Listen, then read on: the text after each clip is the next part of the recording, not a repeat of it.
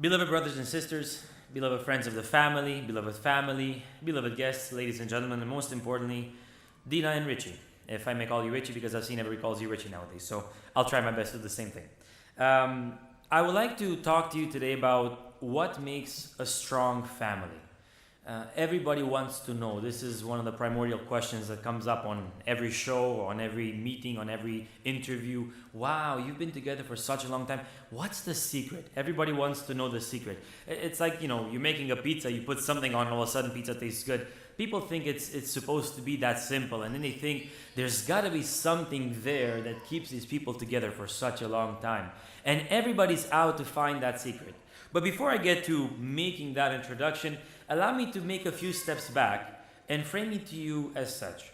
We live in a society of redefinitions, where we start to redefine almost everything. Almost every other day we hear we're trying to redefine something. For example, we're trying to redefine our standards. What is beauty? Well, if you want to be beautiful, you must be colored in 50 shades, you must have hair like this, you must be skinny like this, or you must be round like this, or you must be tall like this, or you must stand in certain ways. And we put all these standards there, and every single year we redefine what beauty means. 1 year beauty means to be a bit more plump. 1 year beauty means to be a bit more skinny. 1 year beauty means to be a bit more tall, a bit more short. The world isn't really sure what it's supposed to mean, but we're trying to redefine. And every single day we come back with a new definition. And you go to the store to buy some groceries, and as you're walking out to check out from the store, every single magazine is trying to present some form of beauty to you.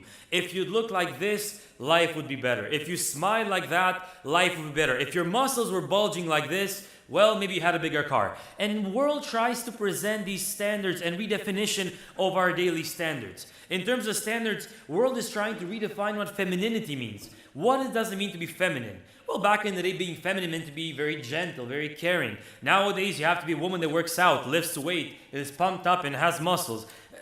We don't really understand what that's supposed to mean. Maybe the world knows better. But we're trying to redefine what all these things mean. What does it mean to be feminine? What does it mean to be masculine? It used to be you go to the plow, take your plow, make some potatoes, come home, bring your wife some food. Everybody's happy. Nowadays, you got to have a car that has 600 horsepower, that roars so loud that the windows shatter when you come by, that you have to have jeans that are cut in every single aspect and are almost falling off of you. What is the definition of masculinity? We don't know. Because every single year, the world tries to redefine what these things mean. Moreover, we start to redefine what roles mean. What does it mean to be a parent? Well, it used to be, if you're a parent, you have to teach your child, discipline your child, raise them properly, sit down, and because we're Romanian, sit down. That's the way we did it as Romanians, right? This is what it meant to be a parent. Nowadays, if you want to be a parent, be your child's friend, understand them, be their counselor, have one-on-ones, take them out for coffee, ask them what do they want, how do they understand the world, as if, with all due respect, a 6-year-old child will understand what the principles of the world really mean. But we're redefining all these things. In terms of roles, we're redefining what a society means. A society was a group of people that have the same ideals. Well, now it's really an ideal that has an individual, that has a society. We really have no idea what that means. What does it mean to be an individual? We start to redefine. Because your worth was defined by the fact that you're a human that is alive, that has worth intrinsically. And mainly coming from the church, people have worth because God has made them in His image. And I say praise be God for that. God blessed us in this sense, and we have worth individually. But nowadays, you only have worth if you have Facebook. And if on Facebook, you have lots of friends. And if those friends like every picture you put on there, and be it that the cake came out well or really burnt, if the toast looks good or not, it has to be put on Facebook, and a plethora of friends have to start to come and like, and it looks so delicious and tasteful, though nobody would really eat that. We start to redefine what the standard of an individual means. We start to redefine what our institutions mean. For example, government was to have power. Now government shouldn't have power. Police should protect us. Police shouldn't protect us. We really have no idea what we want nowadays. It becomes very difficult. And typically happens like this. Go to your fridge, open your fridge, and you say, what should I eat today? We have no food in the house. Meanwhile, your fridge is stocked that you could last 3 wars if it came down to it. But you have no food in the house. You close the fridge, walk away, come back half an hour later, open the fridge. I really want to eat something, but I don't know what to eat. You have cream cheese, you have eggs, you have bacon, you have so many things. It's not really prepared for you. I'm not sure what I should eat. We have too much.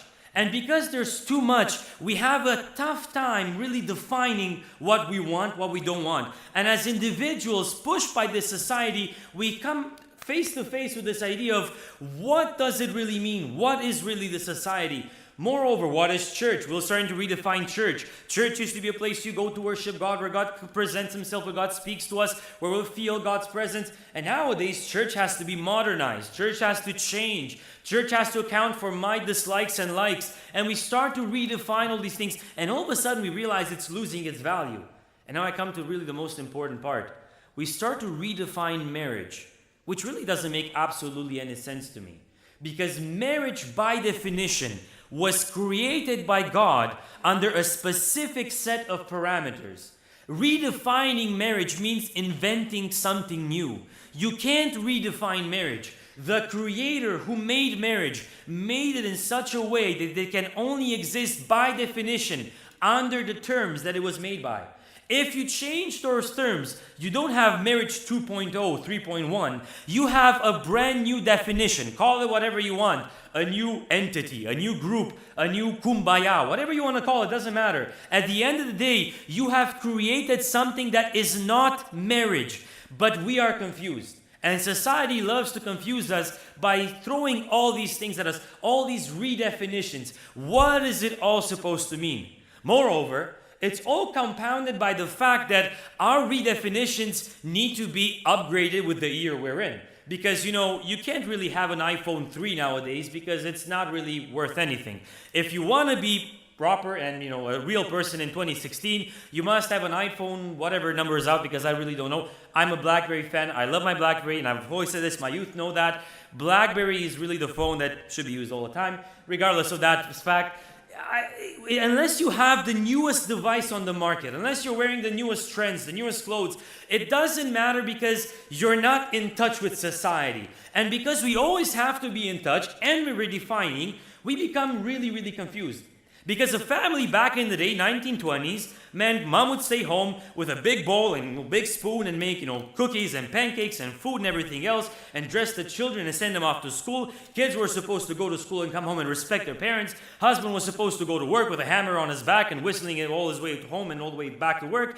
Everybody was happy. This was a family. And yet you look nowadays, what is the family? Well, we don't really know because there's stay-at-home dads and work moms and there's so many combinations. Not that there's any wrong with equality in terms of people's involvement in society. But at the end of the day, these redefinitions are compounded by the fact that we have to be upgraded with every new year. Our Prime Minister in Canada, for those that are not from Canada, was saying last year when he was vouching that the cabinet had to be 50% men, 50% women. Had nothing to do with a selection based on their position, their ability to do that job. It just had to be a quota because we're a gender-neutral society, however you want to call it. And when he was asked why, his answer was, because it's 2015. As if the year really makes any difference in terms of why we believe or we say certain things. But because everything has to be upgraded with the year we're in, it compounds so much the fact that we start to lose the focus on what it means to be married, to be a family, to have gender roles within the family. We lose these definitions. And all of a sudden we are confused. And you have youth that come and ask questions as to why should it be like this? Why should a wife respect her husband? Why should a husband love his wife? Why should the guy not play Xbox three times a day when the kids are crying? Why should she not do her nails when there's need for something else? Why do we have to do these things? And people are all of a sudden confused. And moreover, when we keep going like this, there's an obsession in our society to identify what works. Back in the day when I was in school, I took a course in computer engineering. And one day with my colleagues, you're trying to solve a computer, fix the computer. It wouldn't start. We pressed the button, it would start, noises were there, fan was working, everything was going. There was nothing on the screen. And of course, that scares all of us. When nothing's on the screen, you want to grab it and shake it, and you think like if you shake it really hard, something would happen. It doesn't work. The thing's a computer, if it doesn't come up, it doesn't work. It won't work.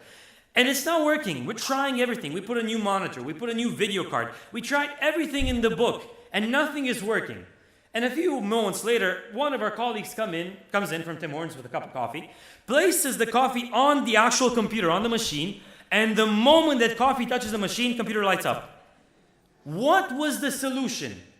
Now we're baffled, by the book. We opened it up. We blew the dust away from the fans. We did everything possible. Nothing was working. And he places a coffee on it and it starts to work.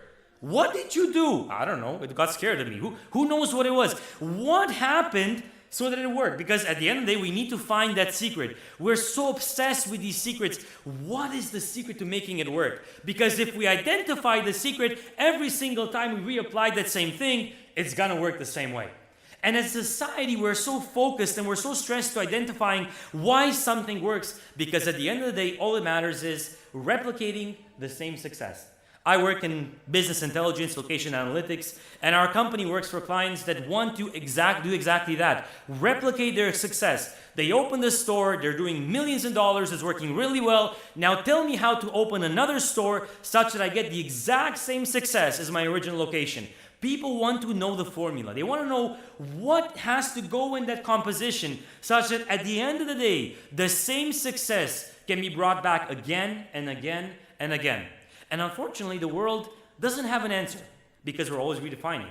It's 2016. It's 2017. There's always some new factor that has to change our definition, our understanding. And we have to now be brought face to face with these new redefinitions and reassess some new standard for success. One of the weirdest things is whenever you see a couple that has been together for a very long time, say 50, 60 years, you hear society, wow, that's a miracle. How did you do it? Meanwhile, I'm always thinking, if you'd only come to my church, you'd find so many couples that have been together for 20, 30, 40, 50 years, and they're happily married. They're together. They're still together. It's not such a big thing, to me at least. But to the society where you get married today and in 3 days you have to divorce, of course, it's something of very big importance. Why are people together? What made you stay together for 60 years? What's the secret? And every single interview asks the same question. What's your one takeaway? What's the one thing you tell us to make a marriage stick? And you hear every variation. Last night, preparing for this message, I was curious to see what the world had to say. So, of course, my trusty Google friend, I went online and I asked the question to Google, what is the secret to a long-lasting marriage? And I got a load of links. So many links I didn't have time to go through all of them. But of course, because we have tabs, open all these tabs, and I'm going through every single page. And there's a whole list of secrets that make a long-lasting marriage. One was, you need to have separate bathrooms. I don't understand that. I've been married for a while. We use the same bathroom. My kids use the same bathroom. Once in a while, in the middle of the night, while I'm still working, I go upstairs. I hear little feet walking around. I go, and there's a little guy right by the toilet. Scares me out. I have to put him back to bed. Use the same bathroom. We're all very happy. I'm not sure what the secret is behind two bathrooms. Maybe somebody else knows. The secret to a long-lasting marriage, cheat, lie, don't say the truth, go out, take long walks, do a whole bunch of events. There's so many things that people bring forward as if that was the secret. Moreover, they ask, how do you have a loving relationship? And I mean, it's in the name, but nobody really gets the message. Well, if you'd only talk longer, try to sit on the couch, watch the same TV shows, eat eggs 3 times a day, whatever the message might be, they try to frame it as if it's an exact science. But at the end of the day, it's in the message. It's so simple if you want to look at it. And today I want to say, without being too pretentious, I think I have found the secret to a long-lasting marriage. It's biblical and it's based on the word of the Lord. And I'm going to tell you today, the secret to a long-lasting marriage is love. If you want a long-lasting marriage, you need love. And I'll argue today on 4 characteristics, 4 foundational principles, why love is the glue that can hold a marriage together for 50, 60, 70 years. No matter how long, God-given love is the one thing that can keep a marriage together. For those reasons, I would like to ask you to open your Bibles to Song of Solomon, chapter 8, and I will read verses 6 and verse 8. Set me as a seal upon your heart, as a seal upon your arm. For love is as strong as death, jealousy as cruel as the grave. Its flames are flames of fire, a most vehement flame. Many waters cannot quench love, nor can floods drown it. If a man would give for love all the wealth of his house, it would be utterly despised. This is the message for today. All it's got to do with is love. Love, love, love. You want to sing about it, you want to say poems about it, you want to recite about it. No matter what it is, it's love. And now someone will ask, why would love be the secret to a long-lasting marriage? Thank you for the question. I will argue it on 4 foundational principles. The first principle that we can bring forward, why is love the secret to a long-lasting marriage, is because love is a seal between the 2 individuals. A seal is not an aquatic animal, while we may call that animal as well a seal. A seal, in terms of a definition from the dictionary, says something like this: a device or substance that is used to join 2 things together so as to prevent them from coming apart or to prevent anything for passing between them. People that work in painting, that use caulking near windows to seal the windows from rain coming in would know this better. Seal, something that binds things together, something that holds something together so powerfully that nothing would be able to penetrate through. The love of God, God-given love, is a seal that can hold a marriage forever. And why would that be the case? When we speak of a seal biblically, the definition of a seal stands on 2 ideas. 1, ownership, and the second, protection. Allow me to read to you from Matthew chapter 27. This is right after the death of Jesus. He's about to be buried. And as soon as they bury him, in verse 66, the high priests were afraid of these disciples of Christ coming and stealing his body. And this is what they say. Verse 66 from Matthew 27. So they went and made the tomb secure, sealing the stone and setting guard. That seal meant an inscription on that stone saying, this stone is owned by the Roman Empire. And as an authentication to that, there's a guard watching around. And if any of you dare touch that seal, you will pay with your life. Ownership and protection. When we speak about marriage, in terms of that seal, that love that comes as a seal, we look at the two distinct properties, ownership and protection. Firstly, there's a principle of ownership in love. There's exclusivity in marriage. Verse 6, the first part. Set me as a seal upon your heart, as a seal upon your arm. When we speak about the heart, we go to Proverbs chapter 4, verse 23. King Solomon, in terms of writing these Proverbs, has a very interesting message for us. Chapter 4, verse 23. Keep your heart with all diligence. There is a principle of ownership when we speak about love. And when we go to Genesis chapter 2, verse 24, when God made marriage, he makes this declaration. This is God himself speaking. For this reason, a man will leave his mother and father, will be joined unto his wife, and the 2 will become one flesh. But it's 2016. There's plurality.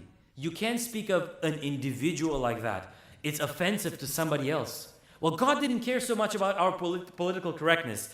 God specifies there is one man and one woman. And when the 2 distinct individuals, distinct in roles, in gender, in terms of the attributions, when the 2 come together, they form a family. There's exclusivity in marriage. When we speak about ownership in terms of love, love is only for the 2 that are married. We can love our relatives, our friends. We can love our grandma and grandpa who love to give us kisses and hugs and everything else. We can love our parents. We can love our siblings, the ones that really, really annoy us. It doesn't matter what the circumstance. We can love those around us. But when we speak of a marriage, a husband and a wife, the love that is placed between the 2 is so unique that that love cannot be shared with anybody else. There's an exclusivity in marriage. And for you today, Richie and Dina, I want to say that if the love that you are bringing forth today, that's bringing you forward today to end this act of marriage, to bring this act of marriage forth, if that love remains constant in your lives, if this exclusivity in terms of your partnership remains there, you'll be a family that is blessed by God. The love of God will be between the 2 of you, in you, and that will keep you together. The seal that can hold you together. In terms of love as a seal, we speak of protection as well. Not just ownership, but also protection. And here we start to go back to Ephesians chapter 5, verse 28 and verse 29. A passage is very important especially for us husbands, because we as husbands need a lot more teaching sometimes. Ephesians chapter 5, verse 28 and verse 29. The Apostle Paul speaks as such. So husbands ought to love their own wives as their own bodies. He who loves his wife loves himself. For no one ever hated his own flesh, but nourishes and cherishes it, just as the Lord does the church. Those of us that are individuals, that live as individuals, how many of us would be willing to jump off a roof just to see what happens? I think nobody in the right mind would want to do that. Why? Because you can get hurt. And why does hurt matter? Because hurt is a lot of pain, and I don't want to be in a lot of pain. For those of you that know our church or us very well, God has blessed my family with 5 children, and moreover 5 boys, which makes my house a very interesting house to be in. Very active, very fun, and sometimes very tiring. 5 boys. While my wife was pregnant with one of our boys, we go to the gynecologist, the doctor, and he looks at me and says, you know what? If man could conceive and bring forth children, they would get the epidural from day one. The epidural is that shot that goes in your spine that freezes the lower half so you feel almost no pain, hopefully no pain. And this doctor was saying, if man could conceive and have children, they would want an anesthetic from day one. No pain. And it's very typical of us men. We want to stay away from pain as much as possible. In that sense, no husband would treat his own body that way. We don't want to hurt. We don't want to be damaged. We want to make sure we protect ourselves. And Paul says here, if you want to have love in the family, if you want protection for your family, as husbands, love your wives like you love your own body. No man would do harm to his own body. What husband would harm his wife? What husband would do something detrimental to his wife's well-being? Health, physical, spiritual, doesn't matter. What husband would want to do that? No man in their right mind would want to do such a thing. When we speak of love as a seal in the family, there's ownership and there's exclusivity, and there's protection. The husband protects the wife protects the husband from other aspects of life, that they together may stay strong in the love of God. Place me as a seal on your heart. Proverbs chapter 4 verse 23, for from the heart issue the springs of life. All our desires, our needs, our fantasies, our ideas come from within this heart place that the Bible calls. This place where our emotions, all our ideals, everything starts from. As a family, as a husband and wife, Richie and Dina, protect your hearts. Protect your hearts and place the seal of love on them, such that all your desires, all your ideals, all your wants will be under the guidance of God, under the seal of love in terms of protection and exclusivity of marriage. May God help you in this. Secondly speaking, love is a God-given element. If we go on in our text, jealousy, for love is as strong as death, jealousy as cruel as the grave. Its flames are flames of fire, a most vehement flame. Sounds very wordy, very poetic, but the actual translation here, when it says a vehement flame, actually says a flame of Yahweh, a flame of God. Love is a flame coming from within God. And what I want to tell you today is that love is a God-given element. When we speak of the world, what is love? We have so many songs and definitions of it. Again, that redefining of love. Strong affection for another, arising out of kinship and personal ties. Sounds so beautiful, so nice. If you're my mother, I'm supposed to love you because you're my mother. If you're my father, I'm supposed to love you because you're my father. This is the definition that the world creates for us. What is love, biblically speaking? The Bible says it's a flame that comes from within God. If we turn to 1 John chapter 4, verse 8, the Bible says such, he who does not love does not know God, for God is love. If you want to understand the definition of love, God is love. Love is not an emotion. Love is not some fuzzy feeling. Love is not the butterflies in your stomach that you feel when you see a girl that you like. Love is God.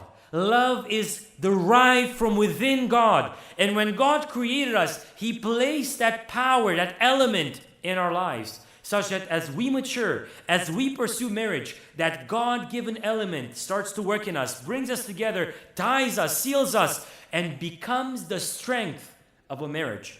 When we speak of love being God and being from God, if love then is the secret to a long-lasting marriage, by extension I would like to say, the secret to a long-lasting marriage is God being present in your family. If you want a long-lasting marriage, a peaceful marriage, a happy marriage, a marriage filled with joy, a marriage with great moments, you need God in your family.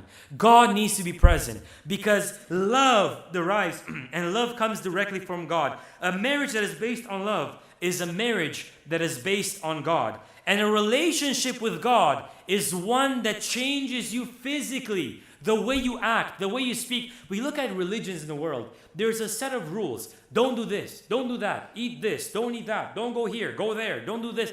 There's a set of rules that if you abide by, hopefully at the end of the day, something good will happen in your life. Death, no death, after death, who knows? Something should be happening.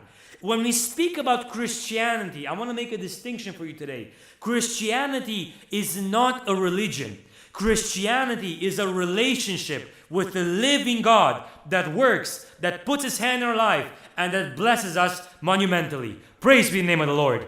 Relationship with God is one that changes you. If I have a relationship with my friend, I will want to be with them, talk with them, associate myself with them. A relationship with God changes the way you act, the way you speak, the way you talk, the way you are. That changes you as a person. And as a husband and wife, when you have a relationship with God, consummated in love, that is one of people that fear the Lord. And those people coming together make the foundation of a long-lasting marriage. Why is it important for us to know the Lord? Why is it important for us to be grounded in God if we want to have a wonderful marriage? 1 Peter chapter 3 verse 7 says as such, husbands likewise dwell with them with understanding, giving honor to the wife as to the weaker vessel, and it brings heirs together of the grace of life, that your prayers may not be hindered. Only if you care about God and your prayers being listened, will you also be careful in your interpersonal relationship with your wife. The way you treat your wife, and by extension the wife, her husband. The way that you discuss, the way that you talk, the way that you act, the way that you live together will matter more importantly when you understand that God is above you and your prayers listened by God are important and are understood only when there's a proper connection between the two of you. Love is a God-given element. And I pray today, Richie and Dina, may God bless you with that kind of love. The third thing, and I would like to close very shortly, love cannot be killed. Many waters cannot quench love, nor can the floods drown it. No matter what happens in marriage, if there is love at the foundation, God-given love and God being implicated, no matter what the situation, devastation, whatever you want to call it, tribulation, love can overcome. Because in 1 Corinthians chapter 13 verse 7, Paul says, love endures all things. Love has the capacity to endure, has the capacity to suffer yet still stay strong, has the capacity to go through all these situations and still remain standing. A marriage that is based on secondary factors will not be able to be sustained, to be sustainable. A marriage that is based on money will die out as soon as the money is gone.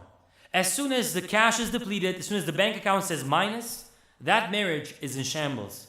A marriage that is based on external beauty. Wow, you're beautiful. I'm beautiful too. Let's get married. It's so wonderful. And 10 years later, after 2 kids, 3 kids, 10 kids, may God bless you because we're Romanian. No matter what the situation is, after you're sick, after you're hospitalized, after an accident, if that beauty is gone, marriage is gone.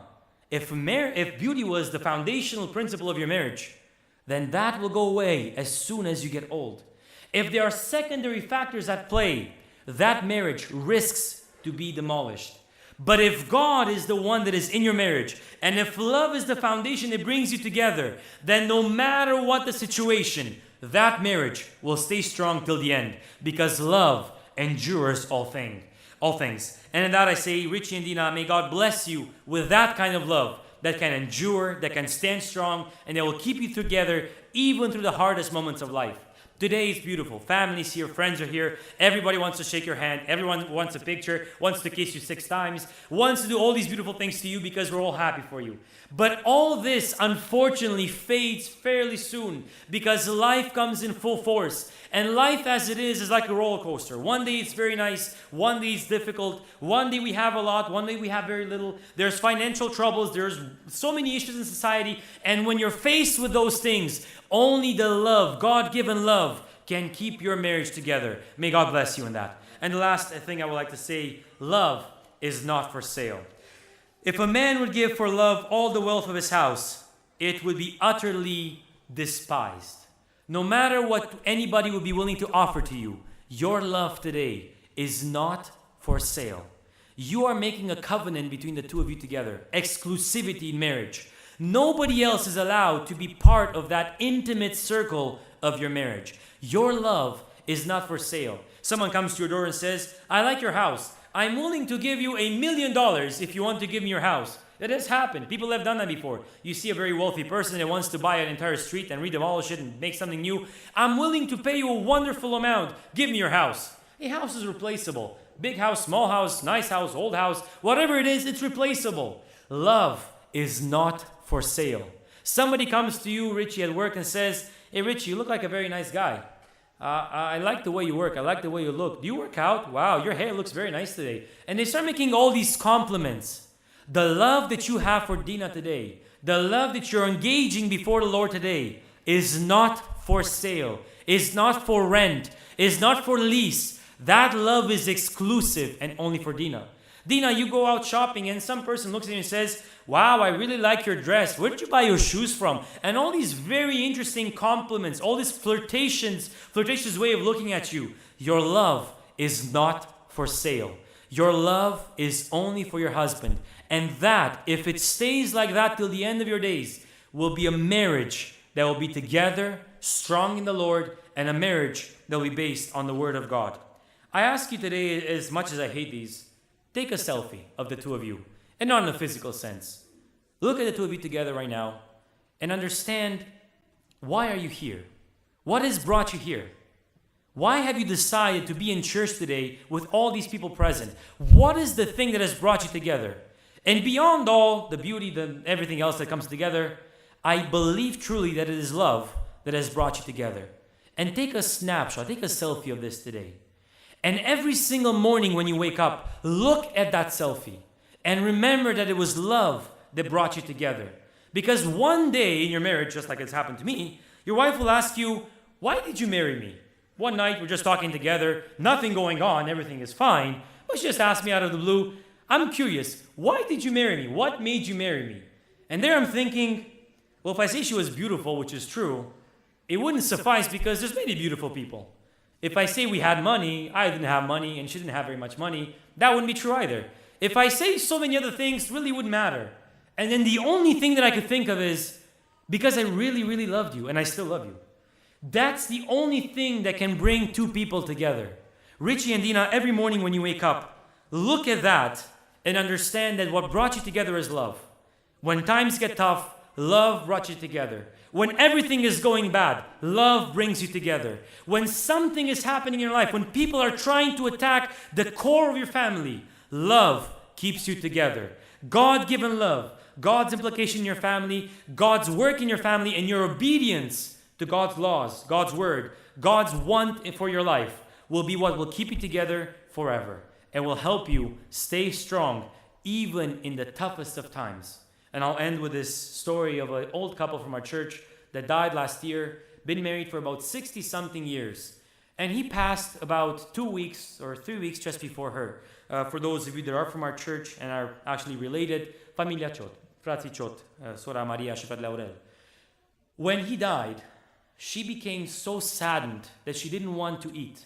And every day she would ask the same question, why is he not coming back? Being of old age, being very tired physically and also mentally, she had a difficult time remembering a lot of things. But one thing she never forgot was that her husband was not coming home. The only thing that can keep you strong, even when you're sick, even when things are wrong, is love. And I pray that God bless you with love today. I pray that God bless your marriage today and that that love be maintained till the end of your days. May God bless you, may God keep you, and may you be blessed by God.